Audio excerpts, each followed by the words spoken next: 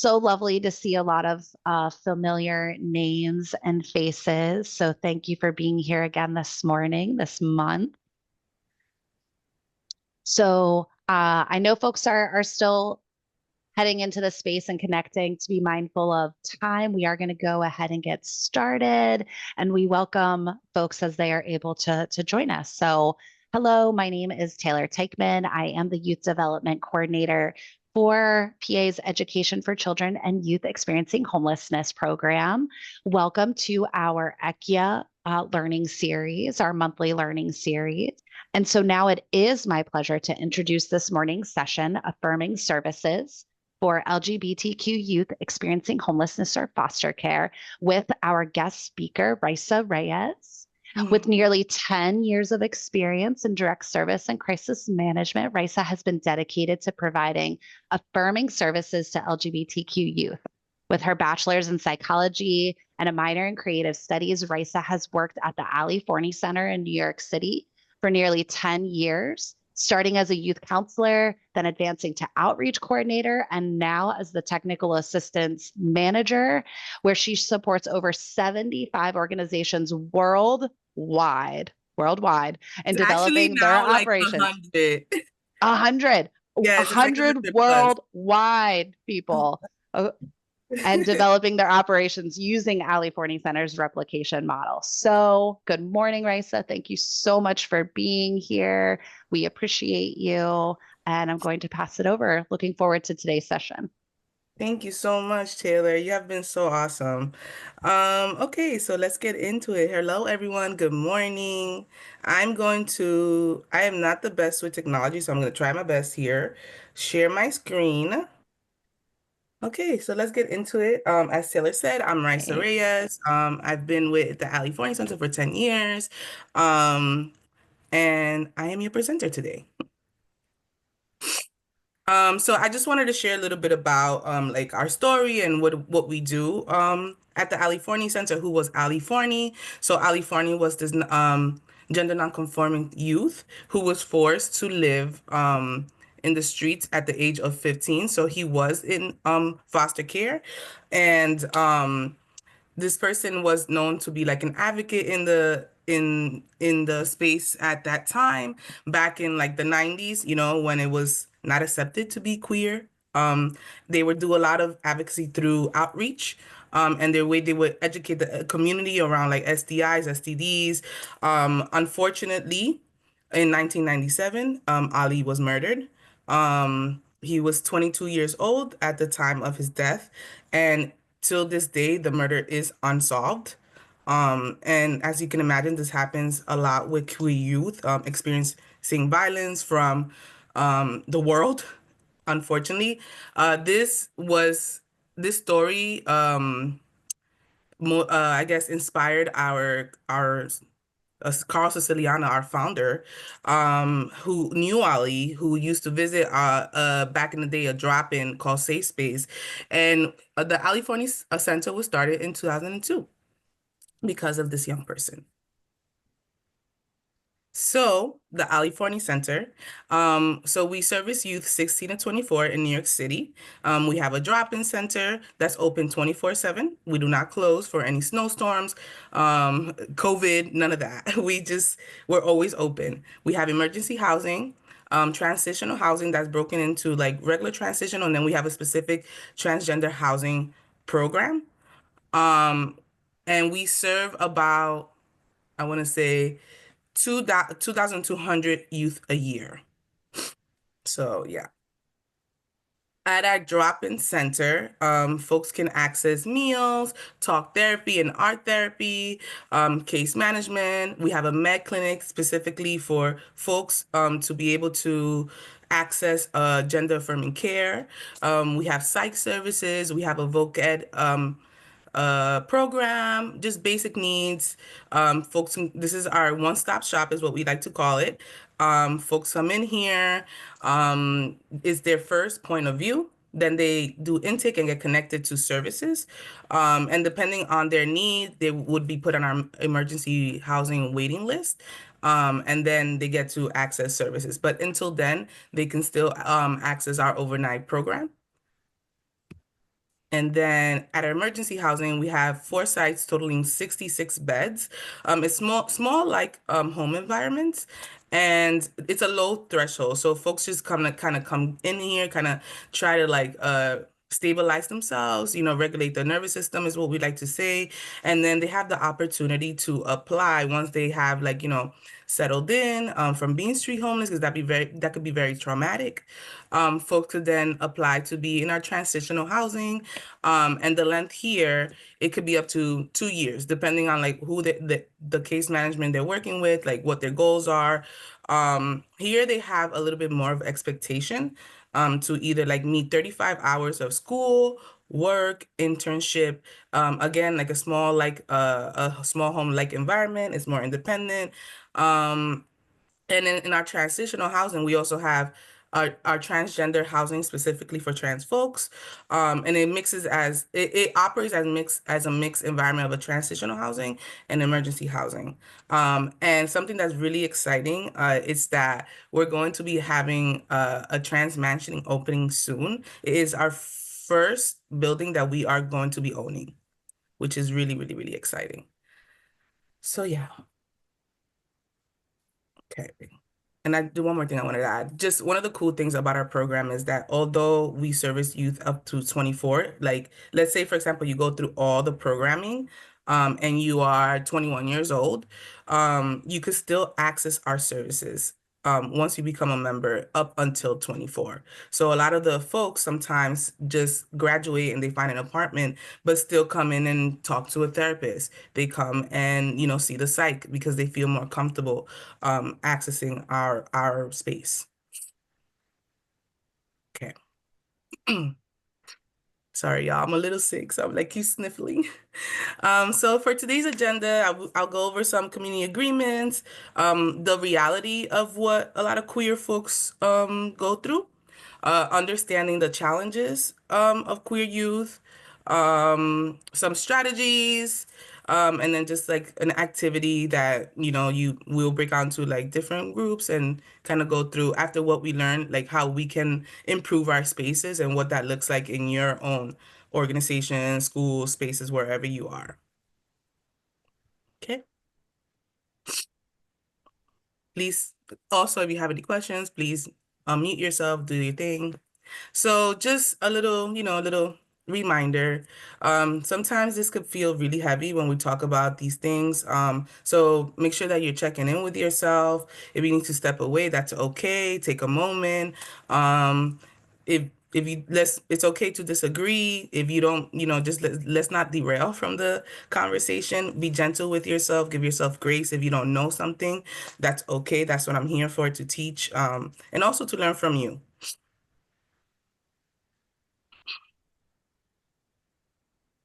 Okay. Oh, this is hard to see. Okay, so the reality of queer youth is that LGBTQ youth aged 16 to 25 are more than 2 times at an increased risk of experiencing homelessness than compared to non-queer folks. And you can imagine that that's because, family rejections, societal rejections. So that's something it's just real. If this was not being experienced, like we would not exist. The Ali Forney Center would not exist. The stories that we hear all the time, we sometimes hear folks, they're in a space where like they are not comfortable with who they like, the people who are with them are not comfortable with who they are. So or sometimes they don't even know. They don't even know. So we have to help them make plans to like, leave their homes safely. Um, and we support folks through that. At our drop-in center, it's a confidential site. So even if we're working with like a minor, a lot of the times we don't confirm like if they're there. If they have like an ACS case, they would go through that. But a lot of times it's just about safety and what that looks like. Also, queer youth are at higher risk not finishing high school, and have less than a high school diploma compared to 11% of the general population. That's just the truth. We do have at our program, we do have a GED program, which is kind of cool, where we help folks get their GED. And they come on site. We work with the Board of Ed. It's that's actually like a newer program that we help create ourselves for queer youth, which is awesome.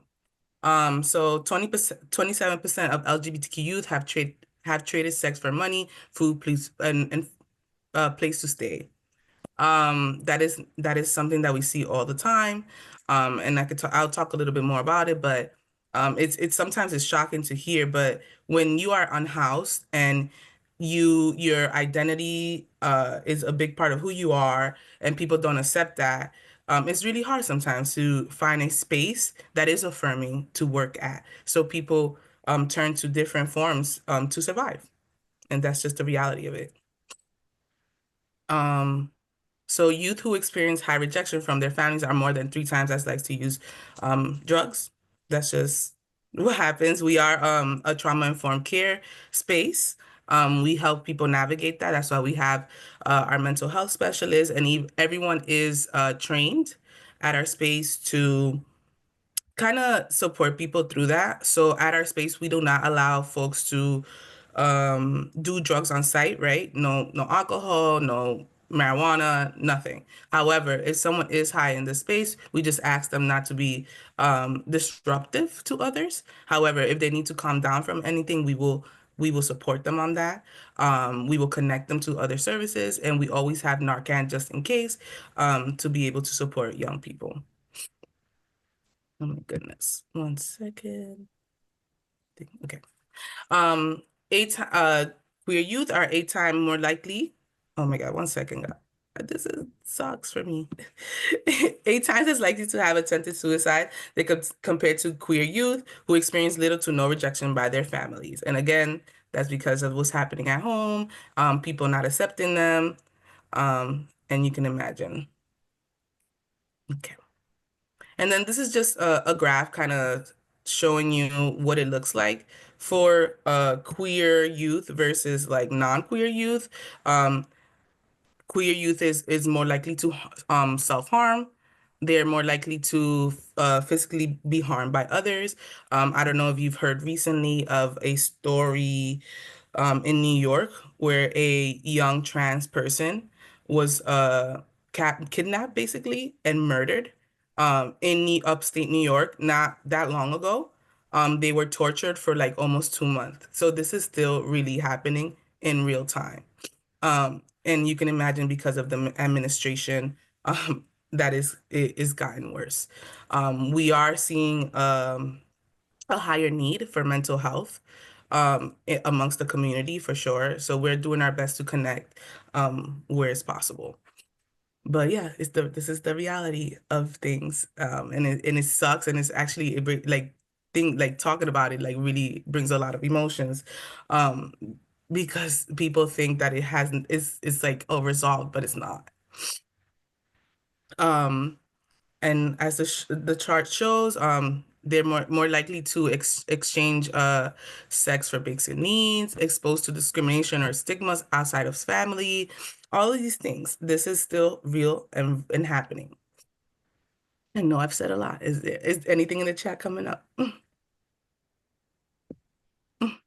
Nothing as of yet. Okay, awesome. I'm sorry, I'm just gonna pause because is that I have the thing and it's in my way. One second. Ay, ay, ay. Just gonna put that. I like to see people's faces. I feel like I'm interacting, but it feels weird if I put it away. I feel like I'm just talking to a screen. Okay. Okay, more of the realities. Oh God, how did I put this away? Okay, here we go. Okay, understanding the challenges. So a lot of times, I don't know if y'all seen it in y'all spaces, people, queer youth who are unhoused, have limited access to laundry, toiletries, showers, these basic things. And then when it's combined with mental health, it could lead to poor hygiene. And then this leads to bullying. So I think it's really important to be aware of that and what that looks like in y'all spaces, and then other non-LGBT folks bullying queer folks because of things they might not have the understanding of what comes up for folks. instability and irregular attendance is going to be a common thing for someone who is unhoused, just because they are worried about where they're going to sleep next. How are they gonna, um, a lot of the times we hear stories from our young people in New York City that they're riding the trains, right? That if they're not finding a bed, if they don't feel, if they might have lost access to our space, right? For whatever reasons, a conflict. So when that happens, people are not gonna show up to appointments. School's not gonna be the priority, and just being mindful of that. And instead of just being mindful and not punitive, and more understanding of supportive of what a young person who's unhoused might need. Um, Understand that trauma responses, right? Youth often exhibit behaviors such as hypervigilance. They might not trust you. They might not trust you because of the trauma that they've gone through. We see that a lot, even at our space where we provide affirming services. It may take someone a month or two, right, to open up, to try to connect to services, to see a case manager. So we try to meet folks where they're at. But a lot of the times that comes from experiencing violence for being queer outside of the space.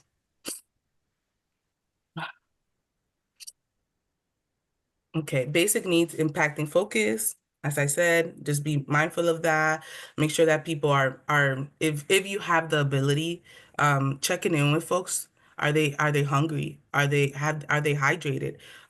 What's coming up? Because if I'm hungry and I'm thirsty, I'm not gonna be paying attention in the class. I'm not gonna be showing up to. I'm thinking about food. I'm thinking about where am I gonna get my next meal? What does that look like? I don't care about if I'm gonna get an A in this class. So just being mindful of that as providers. Okay. Also, lack of resources for gender expression. This is really important. TGNC youth often cannot afford items, treatments, or services needed to express their gender identity. When I was writing this, I was thinking about what can y'all do in y'all spaces to be able to provide those things? What does it look like? Do y'all have resources?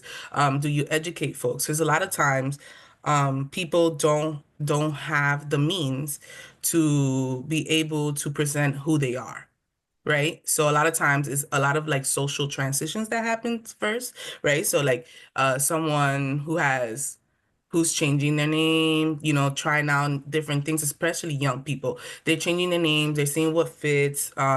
Could be a very affirming thing for them. And for you folks to also participate and affirm that. I wanted to bring up that at our in our space, we do like a weekly announcement of people who have changed their names or like, new names, just to make sure that we are all on the same page, but also being mindful that I can imagine that y'all have younger people and that they may not want their name shared, right? That is between that they have gained your trust and that they want that between you and them. So just being mindful of all those things. But it's really important. It could feel really good for someone who hasn't been seen or someone doesn't even know what being seen looks like, to affirm them by just um addressing them in the name that they want.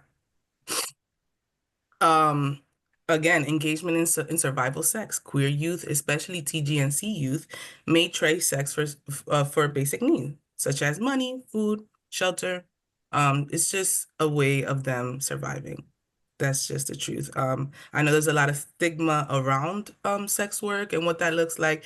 Um, but a lot of times people our queer youth do engage, and some queer youth are proud. That's okay.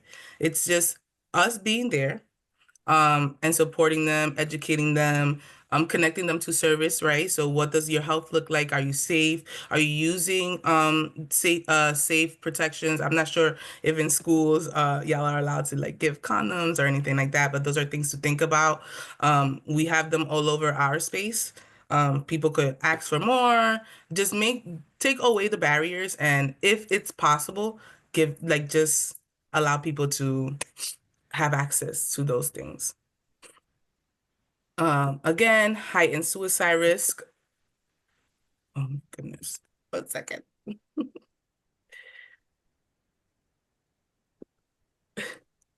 Family rejection significantly increases suicide attempts amongst queer youth. One of the things that we do when folks come in and do intake, we usually have access like the mood of where they are.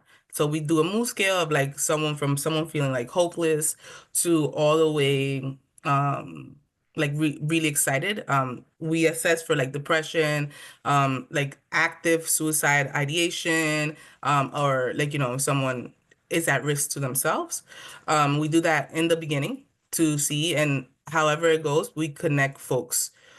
So just things to think about, what that looks like in y'all space. Also, challenges like lack of competency. People are not aware of queer needs, the reality, all these things. But y'all are already a little ahead by having me here and educating y'all around these issues. This is just one conversation. I encourage you to do your own research. TikTok, I know it's a young thing, but it's a wonderful tool to, if you don't understand something, go on TikTok. They have so many videos explaining so many things from gender expression, gender identity, how to affirm someone, all of these things, how to be an ally, what that looks like. So it's really important to be educated because it is our responsibility as providers to give our young people the best care. Okay. Strategies to support unhoused queer youth or foster care. Again, like I said, affirming gender identity is the most important thing. Allow students to self-identify, use facilities aligned with their gender identity. I'm curious, I guess, to know, I guess, what are the barriers or the policies around that in PA? If people just let me know in the chat, that's cool, and Taylor will let me know. Um, if there's any. Allow students to change and evolve on their own personal time. I talk that about that, and whatever that looks like, it is okay. It is part of their developmental stages. To be able to experiment, try new things. If this worked out, this didn't work out, that's okay. It's just your job to meet them where they're at and affirm that. Again, like I said before, make sure that the basic needs are met. Um, I in our space sometimes we provide water bottles, right? I don't know. I know that the school system, foster care system is very limited on funding, but thinking about creative ways that we can have those needs met. Um, Again, sleep, not punishing people, right? If you notice that someone who's usually engaged in class now is falling asleep, irritable, maybe cranky, whatever that looks like, check in with them, see what's going on. If you're already doing that, absolutely amazing, but don't punish them. Try to understand what is going on, because it could be more than what you see. And again, provide hygiene resources. Offer access to toiletries and clean clothing discreetly. We don't want to embarrass people either. Being mindful of that. If you don't have the resource, making sure that you create a resource, seeing where these things are being given out. And then address survival behaviors with compassion. Like I said before, um, folks are doing this because they need to survive. They need to, they're looking for ways that they can meet their needs. Oh, Raisa, we did have two folks share in the chat some things that some programs and schools that they know are doing. Missy was sharing that all of our schools from elementary through high school have closed closets that offer closed food backpacks and supplies. And Michelle similarly saying that a school that she's familiar with in the Erie, PA area has clothes, a clothing closet, and then showers that students can use as well as a washer and dryer. that's awesome. That's awesome. And even other things to think about, like for folks maybe wigs, makeup, that could be very affirming. We recently opened up a like what we call a beauty room in our space. And we put out wigs and just makeup, all types of different things for folks to be able to affirm who they are. So just I know and that's just another thing to think about. Okay, strategies to support unhoused queer youth. Um, assist with transportation. Understand that transportation barriers affect attendance. I know that y'all are not I'm not sure, y'all in different spaces, but in New York we have the trains, right? So one of the things that our program does is provide Metro cards for people to be able to come and go. I know there's like a program where like we can get like a pass. Oh my goodness. A pass, like it's a subway pass that each organization gets to be able to like get folks on the subway for free. So just things to think about, get creative. I don't know if y'all are allowed. I know the school and their barriers and their restrictions. I understand all of that, but just things to think about when someone is unhoused that they may not show up because they don't have a way to get there. Connect to mental health support, um, facilitate access to counselors who are trained in queer youth. A lot of people are not going to show up if they're not being understood by someone who doesn't understand their needs and who they are. Um, build a list, build a resource. What does that look like? And if you need help, feel free to contact me. We'll work with you to see what we can get you in PA. Um, again, approach substance use with empathy. There's a lot of stigma around substance use. Acknowledge that queer youth are higher risk, and they use this to cope with their trauma. It's hard. Discuss supportive harm reduction and non-punitive responses to substance use. Like I said, I'm not sure what the rules are over there, but like just visibly we really do allow someone to just, hang out in our space if they are in any way high, as long as they're not being disruptive. Once they become disruptive and maybe a risk to like the community as a whole, then we have to like address that and have a conversation. But still we try to support that in a way that everyone is safe, right? So maybe directing them to another program, offering a space away from the community. And I understand that sometimes capacity doesn't allow for that. But it's just things to think about. Um, implement trauma-informed practices, recognize trauma responses, and adjust disciplinary approaches accordingly by meeting the student where they're at. And I wanted to share a video about trauma-informed care. Our experiences during our early years actually affect how we think, feel, and behave. Adverse and traumatic childhood experiences can derail development, which is why it is important for schools to be trauma informed. Adverse childhood experiences, or ACEs, are sadly pretty common in our society. ACEs take various different forms, including abuse, neglect, domestic violence, and difficulties stemming from mental illness and drug and alcohol abuse in the family. ACEs are more prevalent in children from disadvantaged and under-resourced communities, and discrimination can add to the stress and hardship for some. Not all forms of adversity are traumatic, but many do cause harm. In the most severe and long-lasting cases of adversity, a child's psychosocial functioning can be inhibited. Among other things, this can impact their ability to form and maintain relationships throughout their lives. Schools can provide the perfect setting to promote resilience and lessen the effects of adversity, but for some children, experiences in school pose a whole other set of emotional challenges. Traumatized children can have difficulty regulating emotions, staying on task, and relating with others, which can prompt bullying from peers and harsh discipline from teachers. This treatment can add even more stress for children and can lead them to question their safety and develop mistrust in authority figures.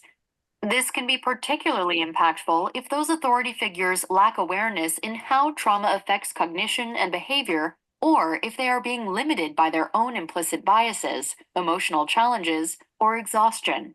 Efforts are underway to change how schools serve vulnerable and traumatized children. To do this, it's important to identify which programs are responsive to diverse student populations and which are most effective and sustainable.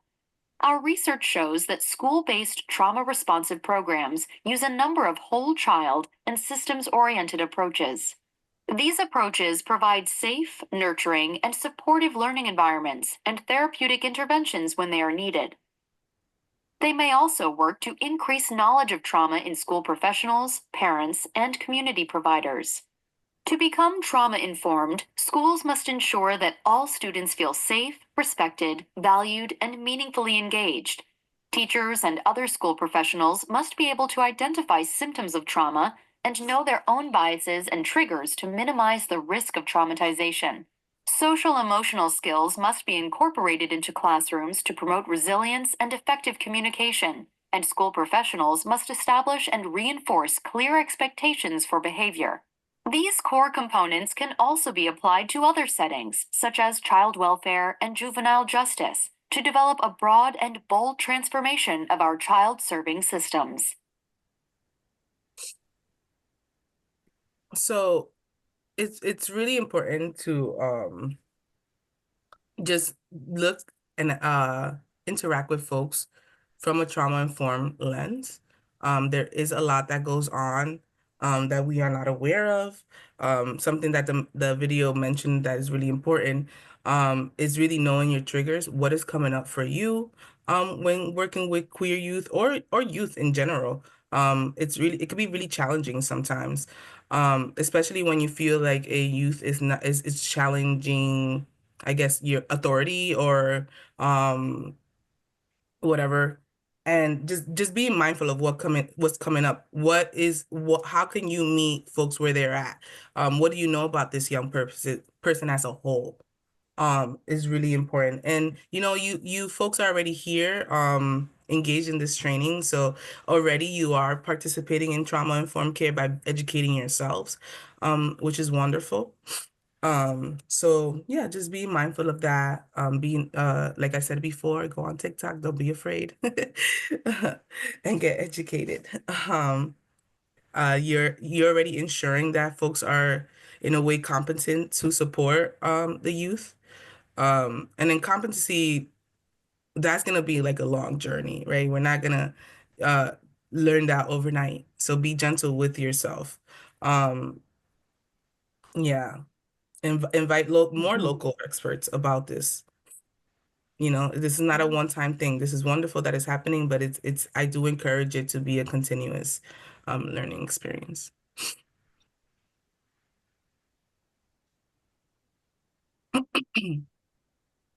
Okay. So now learning all of these, actually, one more thing I want to say. I was talking about affirming youth and what that looks like. A lot of the times we may not know that someone is a queer youth. And we want to be mindful of the space that we are creating. What does that look like? Is it visibly safe? Like, does it look safe? One thing that I like to teach and tell folks is when you're introducing yourself, introduce yourself with your name and your pronouns. This kind of opens the door for someone who may not be all the way there yet or comfortable and unsure if this is a safe space where they can be themselves. This is a way to really let them know that you care about them and that you will interact with them as they are. So being mindful of that. I know that our administration was like, oh, take away pronouns from your signature, but that's you can do that on the side. Like y'all don't have to participate in that in a sense. Where you're doing it socially, right? If I come into a space, I introduce myself, my name and my pronouns, just so that folks who are in the room know, and are able to come to me if they feel that is safe enough. That I can imagine that a lot of youth in spaces, right? They still don't even know who they are, right? But if someone is practicing that for them, it can potentially encourage them to interact with you. So just knowing all these things that I've shared, I would like for us to break out into groups. I see we have about 28 people here. I don't know, we could do 5 groups. And then I just want y'all to develop an action plan implementing the strategies that we discussed. And then each group we can take about we have a lot of time still, I think. Yes. We could take about 10 minutes. And then we'll come back and share all of the things that we went through. So yeah, we can break out into them.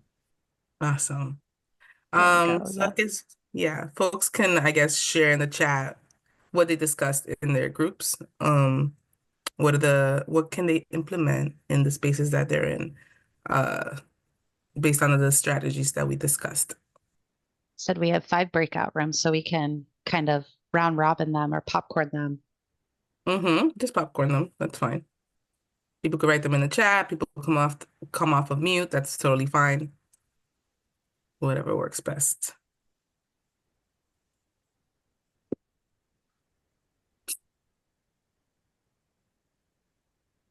I'll come off of mute for a second if that's okay. In our group, we just discussed, we did discuss a few like actual strategies, but we first started discussing just the idea of like the current climate that we're in. Not that it's ever really been like super safe for LGBTQ youth, but right now there's just so much chaos and so much fear with recent executive orders and what's going on in the Department of Ed and all of that. And so just talking about, Deborah had put in the chat box before we broke out about a school having an abstinence only curriculum and books that are banned and, like GSA sometimes only being like kind of like the last thing standing in our schools that, can really create a safe space. And, how some of the strategies discussed, like, it almost feels like, or what we even meeting and talking about today, like, is this going to be considered like an illegal activity at some point? And it's, I think that's like very extreme view to take of it. But so, just finding that balance between what can we do and what can we advocate for in our roles to make sure that, we are just doing all of these things to support our students, all of our students. Because we obviously don't know who all identifies and what's going on with every family, but yeah, just kind of talking about how we can make these things happen and advocate when we could put our pronouns in our profile, and someone might go fill out that little online snitch form about us or come to a board meeting to complain about us, and finding that balance. But we did talk also about doing everything we can in our roles to further support and amplify the work of our GSA. And as teachers, what kind of posters, what kind of messages are we putting out there in our classrooms to make sure that kids feel safe and welcome, things like that. Yeah, thank you for sharing that. Yeah, just because this administration is not supportive of queer people, doesn't mean that queer people does not exist. Um, and that's just the truth. So if I understand if you are hesitant because someone might snitch, um socially is okay. Like I said before, introducing yourself with just, my name is Risa, I use these pronouns, whatever. How can it be traced back to you? It's like it's happening in real time. It's not in writing. So just like thinking like socially, how can you create safe spaces in your space? Yeah, that's totally understandable. And this administration is just really trying to create fear. It's not erasing anyone. And unfortunately, funding is being impacted. That really sucks. It's a lot. But people, I will say from our end at least, we have people who are advocating, so looking up what that looks like in PA, what people are advocating, what community organizing is happening. And if there's not no community organizing, if you have the capacity, how could you start up some community organizing? Because a lot of the times, the reason why our program was created was because there's no organizations that exist in other parts of the world. So they're reaching out, how could we create this? Because there's a need. Thank Yeah. you. Anyone else? Risa, we do have some feedback in the chat. Patricia was sharing that group one discussed what current strategies they each were using in their current roles. And then Maddie shared one thing our group talked about was small acts that those who live in more rural areas that lack some of the resources that cities may have, even something as small as having a flag or a pin to show that you are a Yeah, safe person or having cards with absolutely. resources. Mm-hmm. Yep, to hand out and share. Yes. I know we only have like 2 more minutes. Yeah. So if there's any questions, feel free to come off of mute. I wanted to share some resources. That was one of my things. Um, I know sometimes in spaces that are more conservative, it can feel very isolating. So I shared with Taylor the presentation, and I hope that you share it. But there's some links here to some resources for educators, for working with queer youth and what that looks like. Um, but if you have any questions, I put up my email here. I'm happy to schedule a meeting for follow-up, whatever you need. We do offer trainings, more trainings, if that's what you need. Just write me. I'm here. I'm a resource. Thank you so much for We having me in your space. thank you so much for joining. We really appreciate it. We'll hang out here for just a minute or two as folks kind of wrap up. If you need to grab the evaluation, I'll drop that in the chat again. And for next month, hope folks will plan to join us. We have a little bit of not a different topic, but we have our ECHIA Region 2 program office will be hosting our April topic. So it'll actually be on a Thursday instead of a Wednesday, Thursday, April 10th. But I did drop the information where you can register over at our Learning Series website for that as well. So appreciate you all. Again, Risa, thank you so much for being here, especially with being under the weather. I know it's uh, always challenging to also present when you're feeling a little icky. No So we worries. This is appreciate you for being here. Yay. really important times, and I really wanted to be here, Thanks. for y'all. Thank you so much. Thank you. Thanks, everyone. I hope everyone has a good rest of their Wednesday.